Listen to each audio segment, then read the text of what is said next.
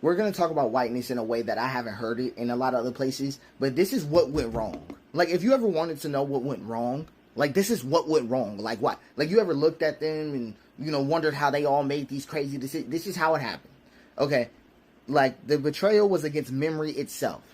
So, it didn't start with slavery or colonization. Those were actually symptoms of a greater issue. It began when white identity was constructed by erasing rootedness. European tribes like the Irish, the Scots, the Germans, the Norse, they did have indigenous ways of living, right? Of being. Seasonal living, oral storytelling, grief rituals, communal economies. When empire logic, Rome, Catholic Church, feudalism, consolidated power in Europe, it forced those people to forget their rootedness and to replace memory with domination. The root was severed, survival through control. They didn't metabolize anything, not connection, right? Just control again. This was the first recursion. This is when they turned in on themselves, right? The first rise of this unprocessed entropy inside whiteness. It's rootless survival. It's identity by domination. It's memory replaced by mythic supremacy. And then that's how you end up with expansion without metabolization. So when Europeans came to the New World, they didn't arrive whole, right? They arrived already severed, already looping. They didn't integrate the grief of losing old Europe. They exported it. They didn't mourn their exile from memory. They externalized it on the people they colonized. Conquest wasn't just greed, it was spiritual panic. Because if you're not rooted in memory, you only feel alive by expanding your domination, by making more land, more wealth, more slaves, more laws, more mirrors, and thus their entropy, their unprocessed experiences exploded. But it was coded as civilization. So when American identity was built, it wasn't metabolized selfhood. It was built on dumping these unprocessed experiences, these entropy onto others. So indigenous people got labeled uncivilized to offload their own severed ancestral memory, right? Black people were property to offload their terror of being spiritually homeless because they felt spiritually homeless. Immigrants were treated like threats to offload their fear of being spiritually replaceable. Projection became policy. Projection became culture. Projection became destiny. America never healed from Europe. It just renamed its wounds. So every genocide, right? Every stolen plantation, every gentrified city, every new suburb, every Wall Street boom, every school built on erasure, every church built without confession is material success reinforced. It is material success reinforced spiritual entropy. It is material success reinforcing, right, spiritual unprocessed experiences for them. So the more whiteness succeeded externally, the more it hollowed out internally. So their collective brokenness rose because every reward for survival was tied to a denial of memory, right? The maw grew, the silence deepened, the performance sharpened. So here's just the facts, right? It was really a bit of a 4-stage process.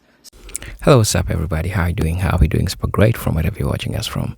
As you know, these are presented Genetic Stories, and I'm hoping that you do super fine, super great from wherever you're watching us now. In the recent past, people thought, especially we continental Africans, thought that whiteness was something great. Whiteness was something that was so much revered.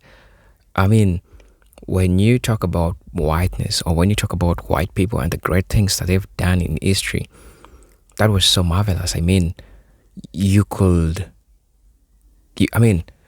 mention anything without hearing white names out of every invention.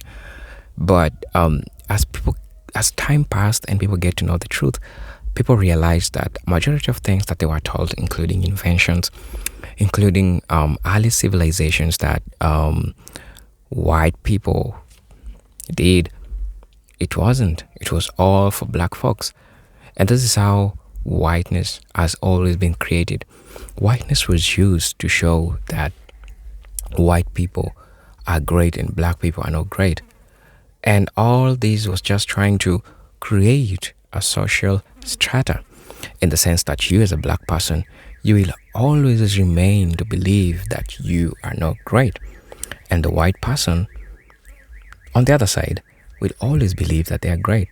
And as a result, this created what is called self-hate within the black community. Even continental Africans, majority of people trying to be accepted by white folks, majority of black folks trying to be accepted in these spaces, because we did not learn our history, or we did not learn the true history. And when you get to learn the true history, and our whiteness itself has failed even white folks themselves, you'll get to see this the perspective that I'm talking about. Now, I don't want to say much, but I want us to watch this video. It is so much educative. And for you as a person who have grown knowing that white people are great, I'm not saying that not all like white people are great, but the history tried to show and try to put white people on a higher strata as compared to black folks. And so as a result, we need to revisit history and really see the truth or the reality of things. I mean, or how things happened. And so I want us to watch this video. Really, a lot of us didn't know the truth. But guess what?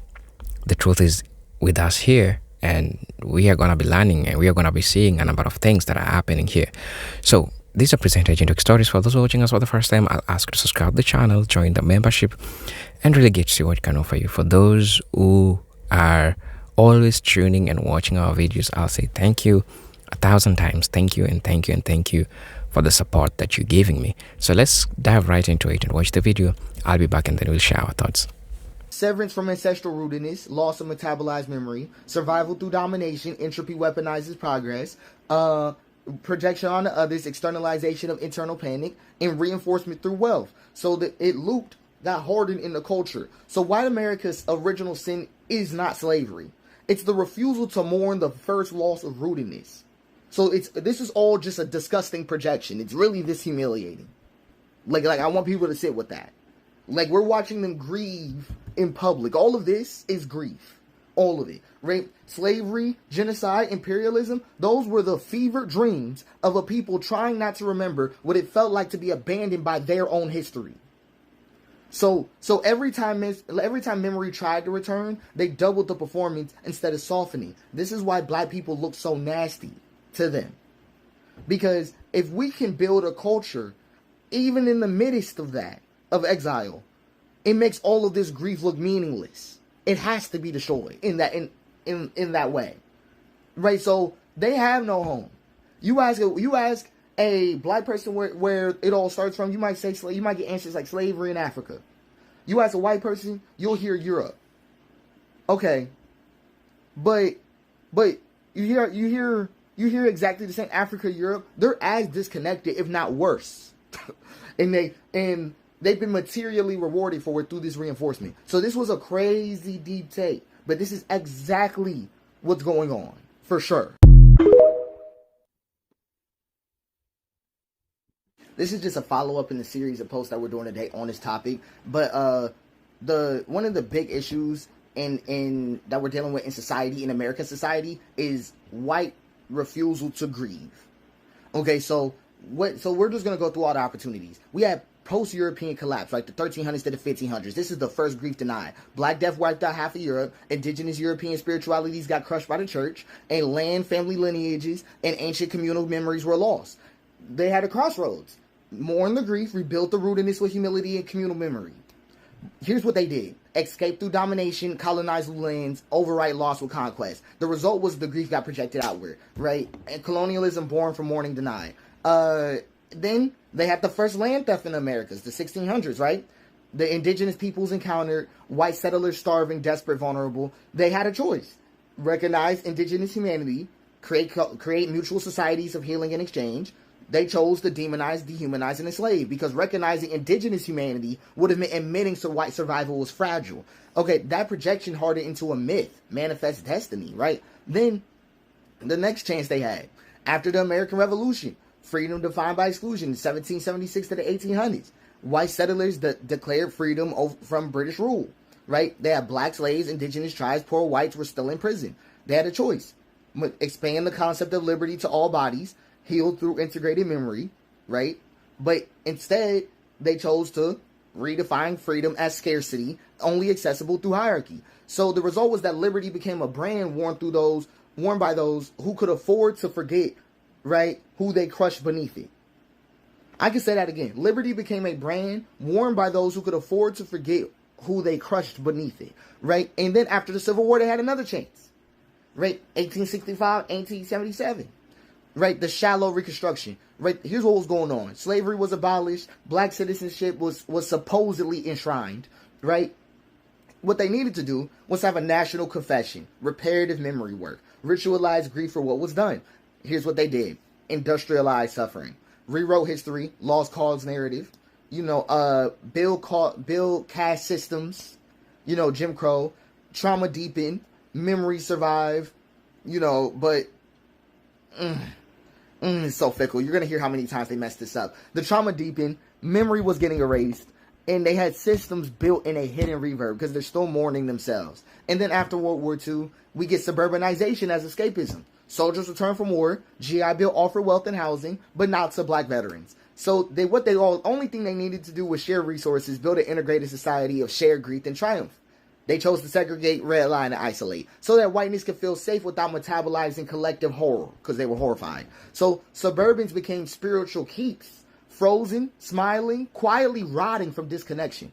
And then we had the Civil Rights Movement, 1950s, 1970s. The performance of listening, they learned it, right? Black Americans demanded full humanity, not partial belonging, right? White liberals marched, but metabolized almost nothing, right? They had a choice. Public confession, institutional transformation, economic repair. They chose cosmetic inclusion. They applaud MLK after death. Suppress Malcolm in real life, like in the present, right? And the result is that we see the image of progress replaced by the memory of pain, and then we see diversity becoming a brand, not a covenant. And then we get the Obama era, right? 2008, 2016. We get the myth of post-racialism. So we get the first black president elected, a fragile chance for honest racial reckoning, right? Here's what we got. Here's what we needed to do. National soul work, deep cultural unlearning of projection systems. But instead they denied, celebrate, and then quietly retaliate. White resentment got weaponized. Fascism flirted with openly again. And then this is when the mall starts to show its face fully, right? And the mall's the MAW. It's a parallel system. I've gone through it in other things. It's just a good mention for anybody who's seen that. And in 2020, we get the pandemic, George Floyd, and this is when the unprocessed experiences spike for them. So the historical moment, we had a global lockdown, black deaths visible on camera, and false solidarity floods the internet, right? All they needed to do was to stop, grieve, repair, dismantle false systems fully. That's all they needed to do. Instead, they performed, branded, monetized trauma, politicized survival. The collapse hastened, right? Memory weaponized into identity wars, right? The curation, right, of the mirror sovereign was hitting critical mass, right? So at this point, and I'll put up a little chart right here just so y'all can see the whole layout.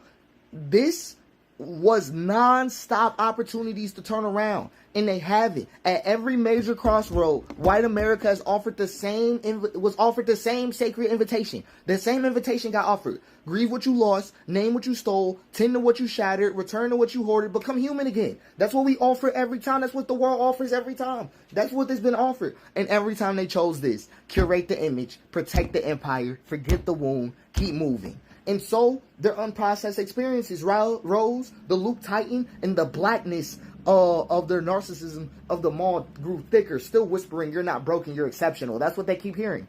But the thing is that it's going to keep screaming it until the roof rots in silence. It's going to be chaos for them in this kind of way. So here's the thing. Right now, I would say it is like culture for them is in the middle of a death spiral, right? We're in between where collapse is visible but still denied, and where judgment is like an unprocessed mirror, right? Where collapse no longer needs permission, it simply reveals itself. It's going to look like revelations to them, right? Like the denial is louder than the metabolization. The performance is more rewarded than the grief. The curation is more accessible than the confession. So, but hold on. But death spiral does not mean total doom. Death spiral equals momentum toward collapse. Okay? Unless a radical metabolization interrupts this loop, it's going to be a problem. The metaphor isn't falling off of a cliff. It's falling inward toward a black hole. And the interruptions are still possible, but they require sacred violence against this type of system. My bad, I cut that off. But the thing is that here's what they need to do. They need to tear off curated memory, weeping publicly without monetization. Right? Dismantling not just systems, but survival identities built on forgetting, and naming what was stolen and returning it without conditions. That's literally what's happening. Is there a window for them? Yes, but it's tiny and it's closing fast. Right? We're not in the choice era anymore for them. I need people to understand that. They've had 8 chances. More than 8. I didn't they've had that many chances to turn this around. We're in the rupture era, right? Between 2026 and 2029, that's all they got, right? Meaning is about to become a non-optional for them. Stillness is about to become non-optional for them. Truth is about to become non-optional because once everything can be generated, curated, and streamed, the soul will revolt. And the thing is that if it doesn't happen by this little window in 2029, then collapse is no longer slow. The whole culture freezes over, not in drama, in silence, and that's when it's going to be our hardest day because people think whiteness is going to fall in some kind of like explosion. It's not. It's going to be quiet. And that's going to be the hardest thing to accept. That they walked themselves into something and broke down on their own. That's going to be the hardest thing for people to accept. So there's a bunch of things. There's key signs to look for. If it's going to happen. But they need to look into this. Right? They need to look into how to metabolize. But in short, can white America turn around? Technically, yes. Is it likely? Extremely unlikely without a spiritual rupture. Last window, 2026 to 2029, in my opinion. What happens if it misses? Cultural death inside of a curated living. Collapse hidden behind branding. Okay, and what will real change look like? Mass, public, uncurated grief, restoration of memory, and belonging outside of empire structures. The window isn't closing because God's mad. I want y'all to get past that. It's closing because memory can only wait so long inside a body before it either blooms or breaks. Whiteness is a survival identity that is burning its own roots. It has a tiny chance left of becoming human again, and it needs to give up being exceptional to do it. It has to die as whiteness to live as a memory reborn. The real battle is not politics, really. It's whether meaning will be stronger than survival fear. Okay, so just so y'all hear about what this is, because this is like a really unique situation. Now, does it make sense to you, a number of things that we're talking about here, especially trying to discover how white people themselves were lied to about themselves? Because if your greatness depends on diminishing or depends on looking down upon other people, then you're not great because you are venturing on other people's weakness instead of finding your true greatness. True greatness doesn't look for hate. True greatness doesn't look for class. True greatness doesn't teach you that you're great as compared to others because of your skin color. And majority of our brothers and sisters, white brothers and sisters, they were lied to. And some of them have grown with this cancer. Some of them have grown with this problem. And it's unfortunate that schools don't teach or don't sensitize children about racism, especially the white community. So that being said, these are factors that we need to discuss. And also, I'll say that as we black folks, if you're a parent out there, you need to teach your kids like the true history, because for the longest time we've been lied to. Majority of us have been lied to, including us back in Africa. We were lied to about a number of things that happened. And so it is time for us to get to understand all these things and how all these things run. Because I believe that at the end of the day, we deserve to know the true history. And so I was really interested in what other people said about this. Somebody's saying that, how can you lack compassion? How can you grieve when you lack compassion, empathy, and a host of other emotions that make you human? What we are watching them do is not called grief. It's them being who they always were, soulless. And I mean, while this might sound so harsh, person giving this comment, trust me, majority of people who are giving these comments are talking from a lived life experience, right? And it is because they're asking themselves, why is it that right now you're trying to be remorseful? That's not the true depiction of who you are. Just show us who you are and stop pretending. Well, I like to attest that not all white folks have this behavior or, this problem. But I like to say that it is in majority of white people. Somebody's saying that they don't want to claim accountability for their descendants' criminal actions and behavior that caused terror for our ancestors' lives. leaving them desolate and impoverished after they stole everything they had, and they refuse to own up to what they've done. That cause and effect today. Um, these will always be a factor, as a matter of fact, because when people try to say that stop complaining about racism, stop talking about racism, you need to work hard just like any other person is working hard about all this. We need to understand the concept of whiteness. When you talk about the concept of whiteness, I'm talking about the white privilege, and I'm talking about how this has manifested itself in the United States. Look, a person is telling you, stop complaining about the cost of living. Somebody's telling you, stop complaining about all these things while they are benefiting from the systems that their forefathers left, that their ancestors left back. The very, very system that is oppressing black people is the system that they are benefiting from. So it is so hard, and I find it so diabolical, realizing that somebody is claiming meritocracy in the United States while they don't know the struggles that their brothers and sisters are going through. I really find that problematic. Now, somebody is saying that the world has been civilized for over 100 years ago, when they emerged from the caves of Eurasia. Somebody saying that they will reap what they sow. God has given them many opportunities. Now they are victims, changing history to justify their grievances. Come on now. So few really get it. Yes, so few really get it because you get to see and look at the history part of the Bacon's Rebellion. You'll get to see that the elites created whiteness. They created whiteness to bring an illusion to white people that they are greater than black people. And so what did this do? This happened according to their plan. White people started believing that they are greater than black people. And so as a result, they started getting privileges, the white privilege. They started getting all these benefits, benefiting from the systems that their forefathers left, wherein they were not told the truth. They didn't know the truth. And so that's how these affected them. Getting to realize that how the cost of living is so hard even for them tells you that the elites played white folks. And now they're suffering. All the rage, the online rants that you're seeing today is as a result of the disillusionment that is in the hearts of some white folks. Wherein people are asking, why are we not seeing black people complaining about all this? Yes, black folks are not complaining about this because this is something that they're used to. This is something that they saw happen to them. And so what do you expect them to do about this when in the first place you are the ones who put them in this position?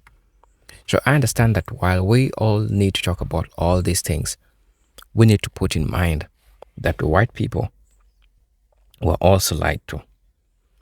Somebody saying shows how delusional and arrogant they are. Even saying something like that truly shows how ignorant and ridiculous they are. Don't respond or engage with people who have nothing positive to offer. Keep moving forward, level up, focus on our communities and families, stay home, stay silent, stand down. Don't involve yourself into their noise, minding our black business. And I think that's really, really important, minding the black business. And for recently, I've been seeing a lot of black people, which makes me happy, minding their business because that's where the unity is. The only asset that a black person has is unity. I think we all need to let that sink in our minds. And so I could go on and on and on and talk about all this, but I believe that that's enough for now. And I honestly love to let me know what you think or what you feel about this. I would love to know your decision in regards to this. What do you have to say about all this? Because we lied. We were lied to. White folks were also lied to. And the elites played this part. And all these things you're seeing, they are happening according to the script. So we are all just victims. White folks are just victims of the lies. Black folks are also victims of the lies. How we were lied to. So let me know what you think about this in the comment section. As you know, these are presented Generic Stories, and I'm hoping to see you in my next video. But until then, peace, love, and harmony. Salute.